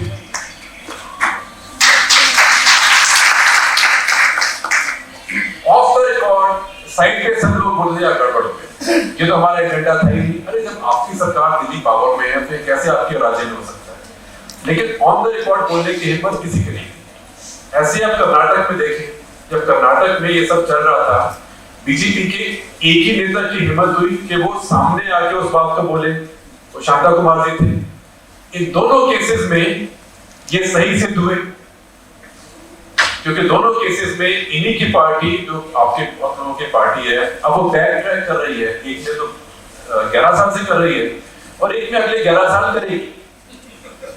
ये मैं पत्रकारों को आपको बता सकता हूँ कि कुछ स्टोरीज ऐसी होती है जो जाती नहीं है। जैसे बोफोर्स है, अब 24 साल हो गए नहीं जाती, तो कुछ स्टोरीज नहीं जाती। ऐसा दाग होता है कि वो अब छुड़ाए गए छुड़ता नहीं है। और क्यों नहीं छुड़ता है? क्योंकि उस जब पहले लगा तब आपने उसको डिनायल से ट्रीट किया, आपने कहा है भूल जाओ, ये दूसरी बात के चोर है तो क्या हुआ, मेरा चोर है। तो वो बात अब नहीं चलती है, वो बात चिपकी रहती है और हमेशा के लिए परेशान करती है। अब शांता कुमार जी मुझे मिलने आए, उन्होंने मुझे एक किस्सा सुनाया जो अटल जी की बातों से मुझे याद आया। उन्होंने कहा कि उन्होंने अपनी पहली पुस्तक लिखी, कुछ उसमें कुछ ऐसी बातें लिखी जो थोड़ी कंट्रोवर्शियल थी। तो अटल जी ने कहा भाई ये लिखना जरूरी होता है क्या, कहने में चल जाता है, जैसे अटल जी का स्टाइल था। तो शांता कुमार जी ने कहा साहब हमें तो लिखना ही होता है। तो उससे मुझे बात याद आई थी, कहना चाहता हूँ आप नेता हैं, आप जो कहीं आप बोलचाल में कहते हैं लिख के ऑन द रिकॉर्ड क्यों डाल रहे हैं बात, तो सब लोग उसको सच्चाई बन जाती है, एक बार आप लिखते तो तथ्य बन जाता है।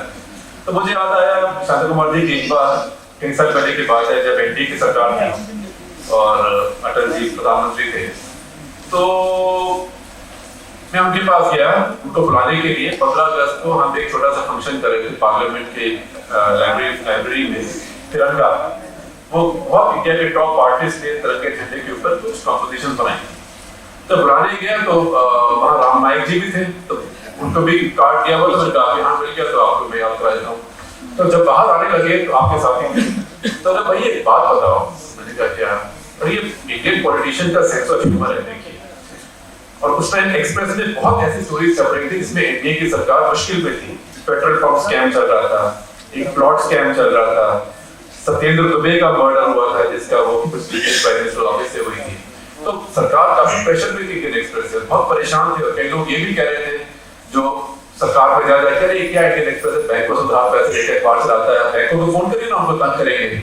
कुछ लोगों ने बैंकों को फोन भी किए और बैंक चेयरमैन ने मुझे फोन किया कि साहब सवाल ही नहीं, हम एक्सप्रेस के साथ इंटरफेयर करेंगे, आपने हमसे कुछ लिया भी नहीं है, पर लिया भी होगा तो नहीं करेंगे, आप सच बोल रहे हैं। तो ऐसी स्थिति में अटल जी बड़े प्यार से मिले, उन्होंने कहा बिल्कुल हम पहुंचेंगे, आएंगे कैसे नहीं।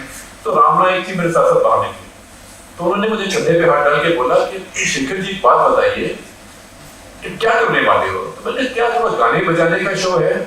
बोले हाँ, ये एक्सप्रेस का काम बजाना तो था, गाना कब से शुरू कर दिया? तो ऐसा ही सवाल अटल जी ने इनसे पूछा कि भाई आपका नाम बोलना था, लिखना कब से शुरू कर दिया? आप बोलो जो कुछ दरवाजे बंद करके लिख के क्यों डाल रहे हैं? तो उस सेंस में शांता कुमार जी एक नेता हैं जो मैं कहूंगा कि इंडियन एक्सप्रेस स्टाइल देता है कि जो दिल में है वो बात कह दो, किसको पसंद आए तो अच्छी बात है, ना पसंद आए तो अच्छी बात है, लेकिन दो बातें, एक जितना तो जैसे कहते हैं to the best of my knowledge and belief सच बोलिए, और दूसरा कोई एजेंडा के साथ या मैलिस के साथ कभी मत बोलिए। हम भी यही कहते हैं, बहुत लोग कहते हैं कि भाई उसको तो उसके खिलाफ तो आपके अखबार ने इतना किया, अब वो आपके घर पार्टी में आ रहा है या उनके घर जा रहे हैं, तो हम कहते हैं देखिए ये तो खबर है, तो इसमें जाति दुश्मनी नहीं है। और दूसरी बात ये कि लोग कई बार पहले नाराज होते हैं, लेकिन over a period of time जब वो देखते हैं कि आप फेयर हैं और आपका कोई एजेंडा नहीं है, तो मैं कहूंगा कि बहुत ऐसे लोग हैं, मुझे 34 साल हो गए पत्रकार बने हुए, बहुत ऐसे लोग हैं जो हमारे विक्टिम रहे हैं, हमारे पत्रकारिता के शिकार रहे हैं, वो मेरे सबसे अच्छे पर्सनल मित्र हो गए ओवर मेरी स्टेज, क्योंकि वो सब इस बात को एक्नॉलेज करते हैं। अब आपको मैं कहानी बताता हूँ, नरेंद्र मोदी किसी अखबार में उनको इतनी तकलीफ नहीं दी जितनी इंडियन एक्सप्रेस ने दी है। जितने बड़े बड़े केस हैं बेस्ट बेकरी को मिला के, ये सारे केसेस की स्टोरीज इंडियन एक्सप्रेस ने पहले एक्सपोज की, उसके बाद सबने उठाई, लेकिन फिर भी हमारी बोलचाल बिल्कुल ठीक रहती है क्योंकि उनकी एक position as a public figure भी है। अब ये नहीं कह सकते कि हर बात में पहले राइट्स का जवाब, क्योंकि गुजरात में सरकार भी चल रही है, वो सरकार बहुत कुछ कर भी रही है। तो एक बार मैं अहमदाबाद में कुछ स्पीच देने गया और किसी ने मुझे स्टूडेंट ने पूछा कि आपका टेरिटोरियल डिलेमास क्या होते हैं, डिफिकल्ट डिलेमास। तो मैंने कहा मैं बताता हूँ आपको, आप अहमदाबाद में हैं इसलिए आपको मैं अहमदाबाद का डिलेमा बताता हूँ कि जो राइट्स यहाँ पे हुए उससे हमें सख्त डिफरेंस, वो राइट्स के बहुत केसेस हमने एक्सपोज भी किए और उसको हम लॉजिकल एंड तक ले जाना चाहते हैं कि प्रोसिक्यूशन हो, जिसने गलती की उसको सजा हो, क्योंकि गलत तो यहाँ पे हुआ ही है।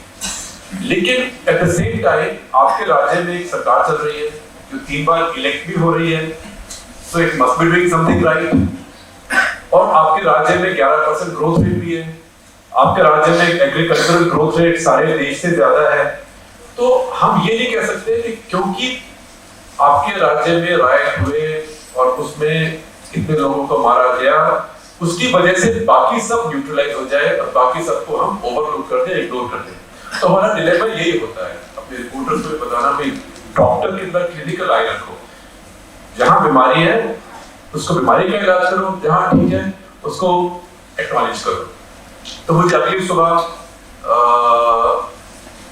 नरेंद्र भाई का फोन आया और जैसा उनका स्टाइल है मोबाइल पर उनका, अरे शेखर भाई आप हमारे शहर में आके चले गए और शाम को निकल गए, हमको जब तक पता लगा तो लेट हो गए थे, तब तो आपको उठवा लेते।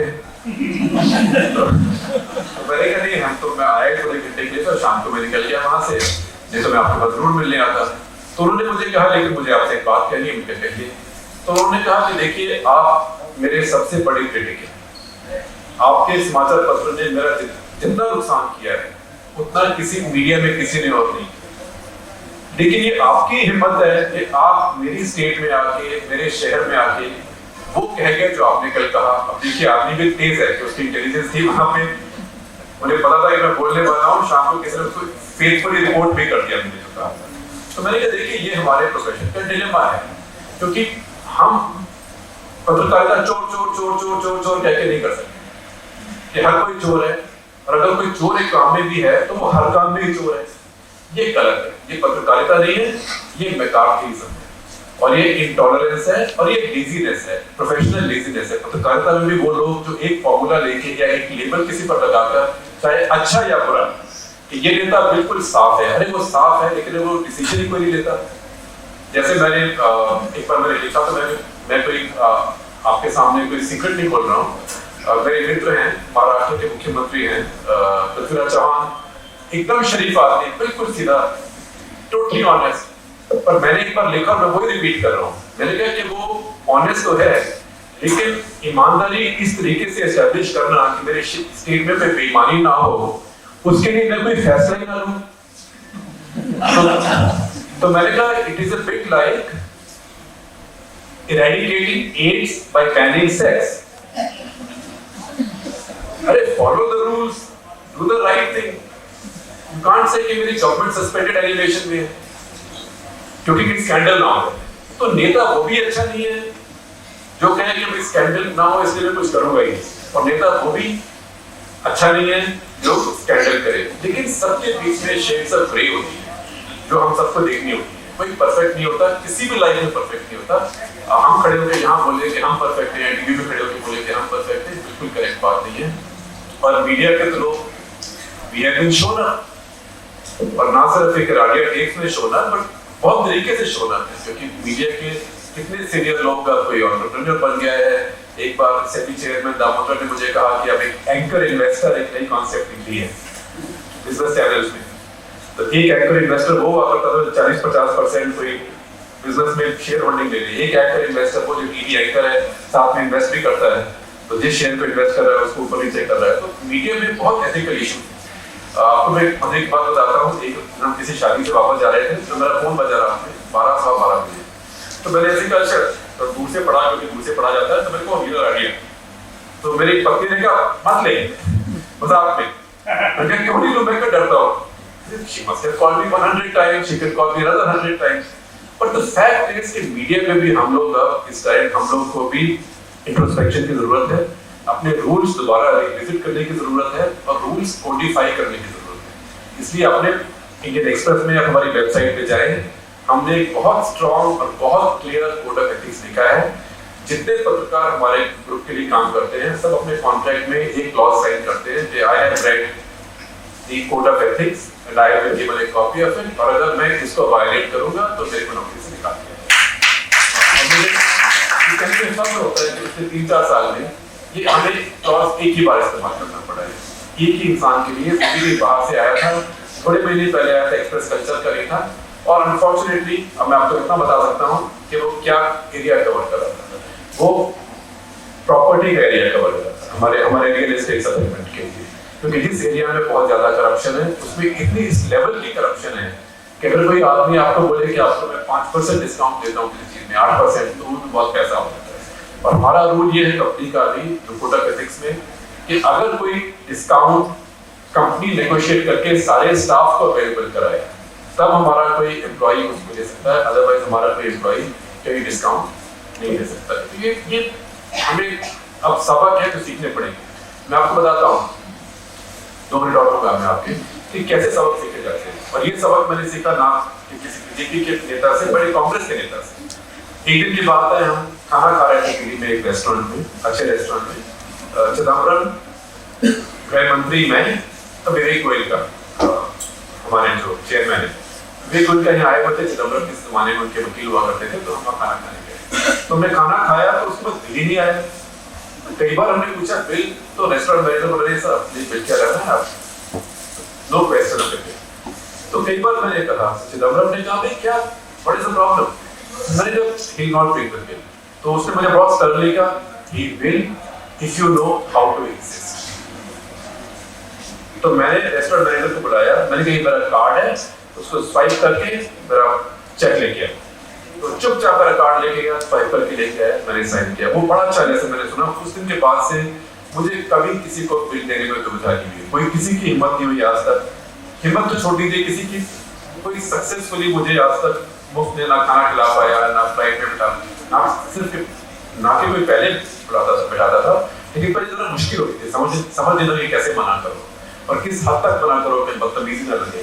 एक नवी बात समझ आ गई कि बदतमीजी नहीं होती है, और बदतमीजी अगर लगे भी तो आज मना करना जरूरी है, क्योंकि अगर कहीं पे आप मुफ्त में खा जाएंगे तो 10 साल तक बोलेंगे फलाना आता है मुफ्त में खा के जाता है। तो you have to be now very careful, क्योंकि सब लाइफ हम सबकी बदल गई। निशान ये बात से वहां किसने ला रहा था कि नेता को कई बार फैसले लेने पड़ते हैं, और कई बार ऐसे फैसले लेने पड़ते हैं जिसको कि बाद में कंट्रोवर्शियल सर्कमस्टेंसेस में लोग एक ही कूची कालीन में डाल के उसको पोत देते हैं।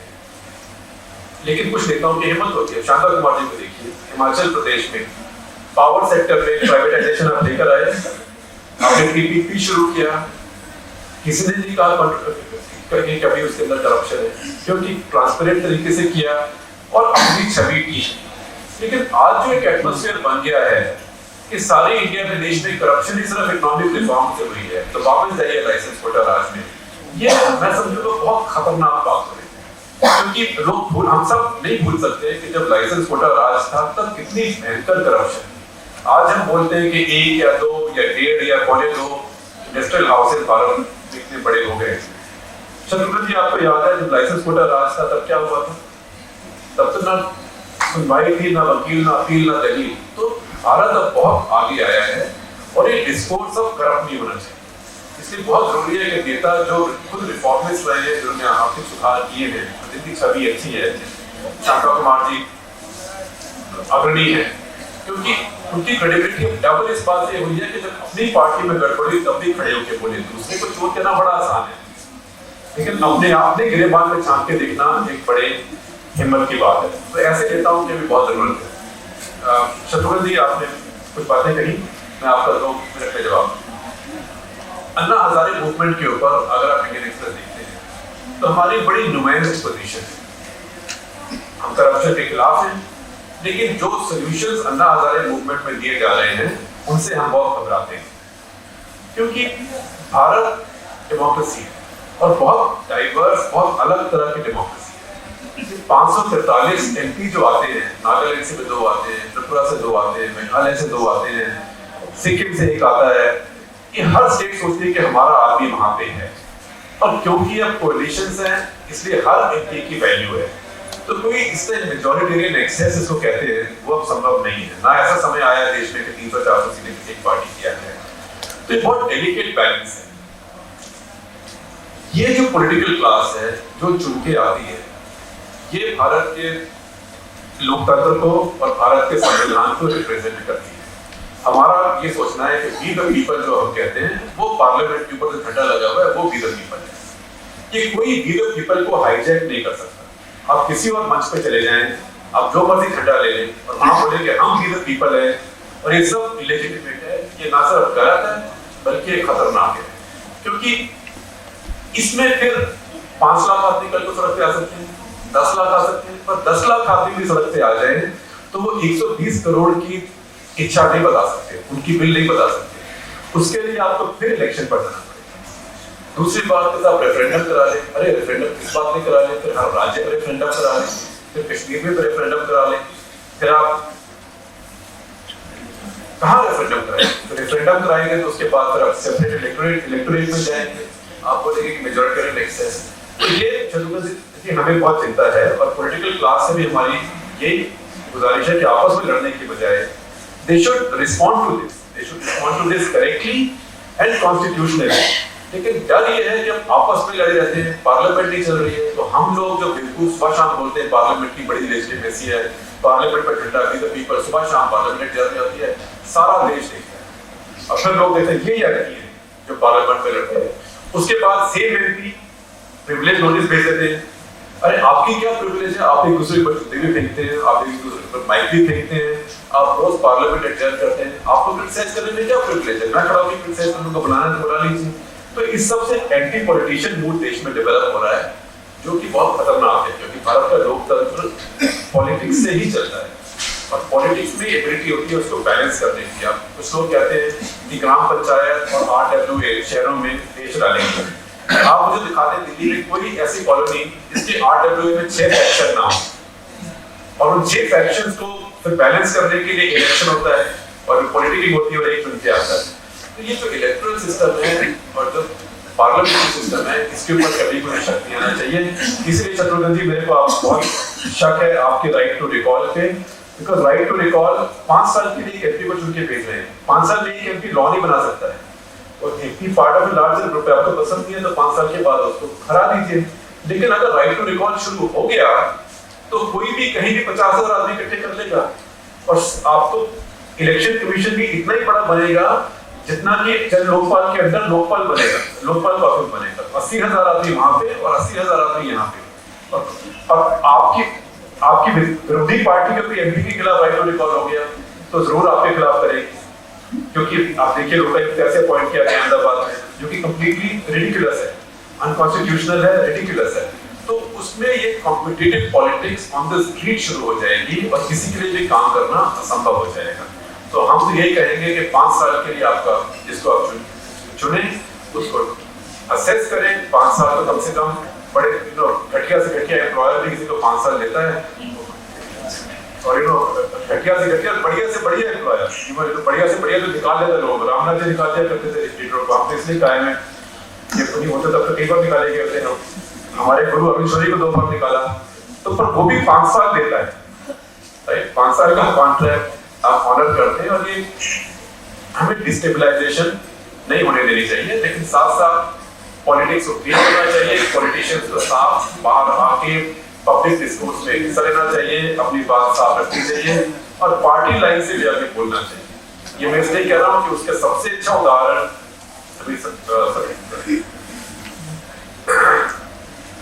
हमारे शांता कुमार जी हैं। एक ही मेरी एक रिग्रेट है जो कि आप सबके साथ नहीं है, लेकिन अपने सिस्टम से है कि एक प्रोमिनेंट नेता जिसको सब इज्जत करते हैं, सारी पार्टी में इज्जत करते हैं। आप जब पार्लियामेंट में जाते हैं सभी मुस्कुरा के नमस्ते करते हैं।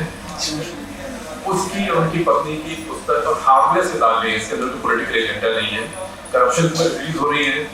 मैं खुश होता अगर यहाँ पे पार्लियामेंट का सेशन चल रहा है, अगर यहाँ पे 20-25 लोग और पार्टियों के होते, कांग्रेस के होते, लेफ्ट के भी होते, समाजवादी पार्टी के होते, क्योंकि कॉन्स्टिट्यूशन सामने कहते हैं एक तरह से पार्लियामेंट की एक्सटेंशन है, उसका इंस्टीट्यूशन है। और ये हमारी राजनीति में अब बहुत गड़बड़ हो गई है। कुछ हमारी राजनीति अनफॉर्चुनेटली शांता कुमार जी, कुछ मैं बड़ा ध्यान से कंपैरिजन लगा रहा हूँ, कुछ पाकिस्तानी राजनीति की तरह हो गई है कि आपकी बातचीत बंद करते जाने हैं। पर मुझे नवाज शरीफ ने मुझे कहा कि शेखर साहब आपके देश में ये कैसे हुआ। मैंने एक पिक्चर फोटो देखी, आपके वो एक लीडर है ना जो जिन्ना जैसी टोपी पहने, तो मैंने कहा बीपी सिंह, बोले हाँ बीपी सिंह, क्योंकि 1989 की बात है, नवाज शरीफ तब नए थे। तो उन्होंने कहा कि वो मैंने देखा कि राजीव गांधी को उन्होंने हरा दिया और राजीव गांधी ने हाथ जोड़े हुए हैं, उनको बुला उनको इनवाइट कर रहे हैं, उनकी कुर्सी पर बैठ रहे हैं। तो मैंने कहा जमहूरियत में तो यही होता है। तो कहते हैं लेकिन सर उन्होंने तो राजीव गांधी को चोर बोला था बोफोर्स में। तो मैंने कहा इलेक्शन में तो सब चोर बोलते हैं दूसरे को। उसके बाद आप सलाम करके हाथ जोड़ के जो इलेक्शन जीत के आएगा उसको बैठाते हैं ना, तो उसका हमारे यहाँ भी ऐसे होता है। कहते हैं मेरे को तो ये देखें कि अगर कितना गंदा बोलती है मेरे को, बोलती ओए नवाजू चोर। तो मैंने कहा पॉलिटिक्स में सब बोलते हैं पर आप उसको अच्छा बोलते हैं बहुत। तो then we thought for a minute, उसने कहा नहीं, तो मैं जब फिर बोले नहीं, सच्ची बात तो ये है कि एयरपोर्ट में मुझे मिल जाती है तो मैं उसका सलाम भी नहीं करता, मैं दूसरी तरफ तो मैंने कहा बदलिए, क्योंकि एक जमाना आएगा जब फिर जनरल बीच में घुसेगा फिर आपको आपस में बात करनी पड़ेगी, क्योंकि शायद आप एक ही जेल में हो। तो ये एक पॉलिटिशियंस की एक शक्ति होती है, स्ट्रेंथ होती है कि जो भी हो वो आपस में बात करते रहते हैं। जैसे महाभारत की लड़ाई दिन भर लड़े, शाम को बैठ के फिर मस्ती करें। तो ये भारत की राजनीति से कम होता जा रहा है, जो एक बहुत अफसोस की बात है। और जो सीनियर नेता हैं शांता कुमार जी, आप अपनी पार्टी को समझाएं, और जो आपके काउंटर पार्ट कांग्रेस में हैं जैसे प्रणब दा जैसे, उनको कहिए कि अपनी पार्टी को समझाएं, क्योंकि भारत में अगर इतनी पोलराइजेशन हो गई सोशल लेवल पे भी, तो इसमें बहुत समस्या होती है। ऑन दैट नोट आपने मुझे बहुत समय दिया, हमें कभी कभी मौका मिलता है बोलने का, विचारों ने हमें एक आईना दिखाया है, न केवल पत्रकारिता का बल्कि राजनीति का भी एक नया आयाम हमको दिखाया। कार्यक्रम अंतिम चरण में है, आप सब लोग यहाँ पधारे, इतना हमें समर्थन दिया, आशीर्वाद दिया। हम जिस काम में लगे हैं साहित्य सेवा के, उसमें आप सब लोग आते हैं तो हमें बड़ी प्रसन्नता होती है। हम अच्छी अच्छी पुस्तकें प्रकाशित करते रहें, देश को प्रकाशित कर सकें। इसी नोट के साथ में अपनी बात समाप्त करता हूँ। आदरणीय शेखर जी का बहुत बहुत आभार। आपको पढ़ते तो रहते हैं, आप सुनकर बहुत आनंद आया, और उस परंपरा से आप वहाँ थे जिसके हम भी, इसलिए बड़ा आनंद आता है, क्योंकि जब तक मूल्यों का संरक्षण नहीं होगा देश समाज कुछ कर नहीं पाते। आदरणीय शत्रुघ्न सिन्हा जी का भी हार्दिक आभार। आपका इससे हमें मिलता रहा है, भविष्य में मिलेगा। और आज के उत्सव पुरुष माननीय शांता जी, उत्सव प्रतिमा आदरणीय संतोष जी, इन सबका आभार। और आप सब पुनः हमारा हार्दिक अभिनंदन स्वीकार करें, हार्दिक धन्यवाद स्वीकार करें। नमस्ते।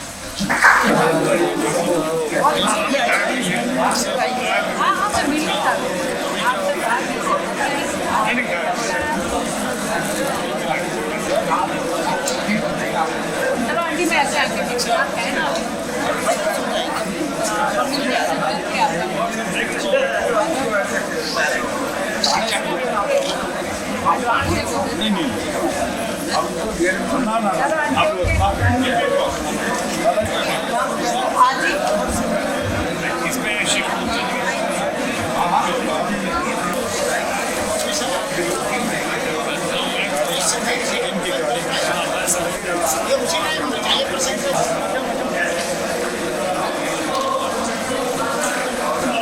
आज आप ऐसे लग रहे थे भाई, रात अभी लेना बोला था।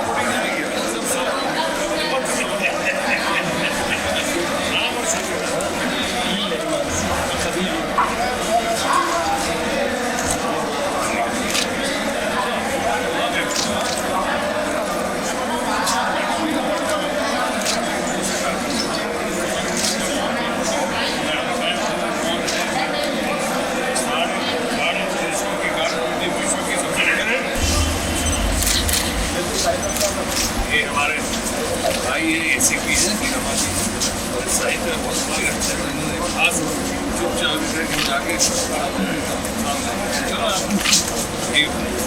चलो थोड़ा सा और आपको पढ़ाना चाहिए था, देखा उन्हें किसको पढ़ना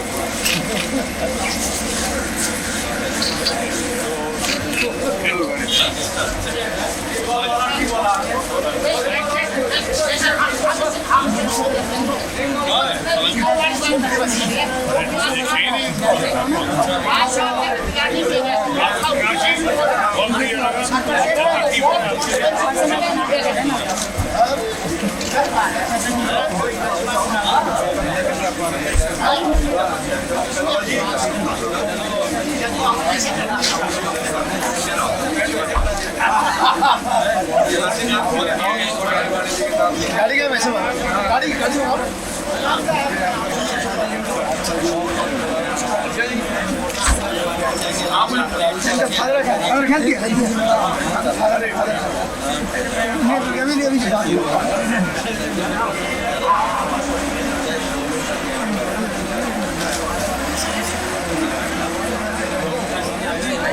पांडे जी पुरानी फोटो ली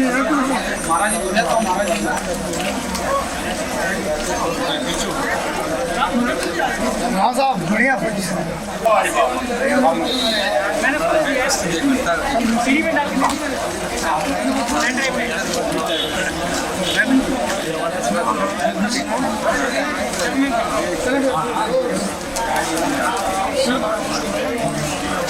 पन्नी दुबे जी हैं पुरानी से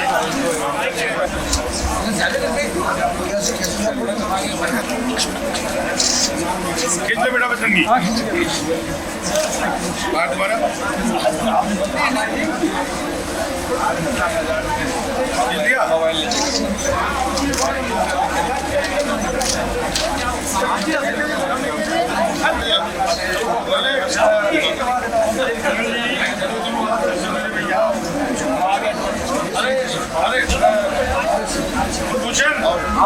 ऐसा है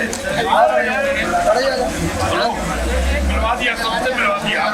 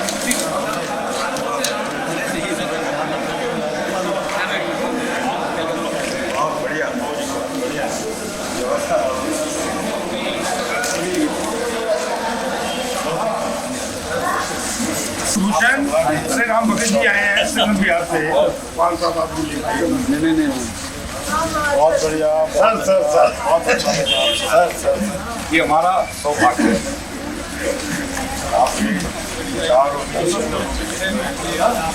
हमारा सौभाग्य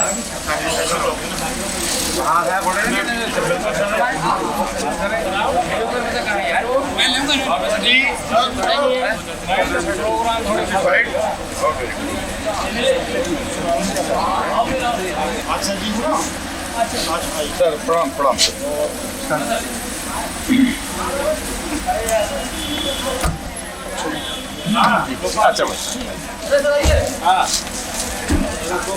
अच्छा